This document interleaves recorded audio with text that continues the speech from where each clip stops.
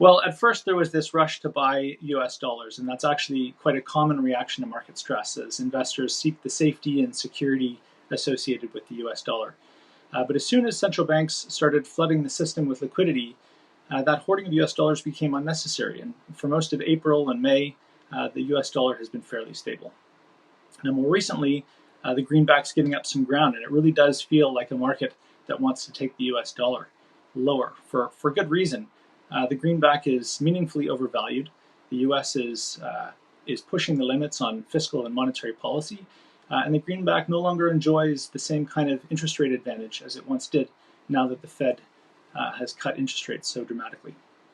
So we've been talking about this 9-year bull market in the US dollar and how it looks long in the tooth. We think the COVID crisis has given it that final push in what will mark the beginning of a more sustained period of US dollar weakness. If we're right about that, we think the euro and the Japanese yen have the most to gain. The Canadian dollar, on the other hand, still faces a variety of headwinds, including below-cost oil prices, fiscal and trade deficits, as well as a lack of interest in Canadian assets by foreigners. So our endpoint forecast for 12 months from now is for the Canadian dollar to trade at 140. That equates to about a 3.5% decline in the loonie. But given some of those factors I just mentioned, the risks we think lie to even more material weakness than that.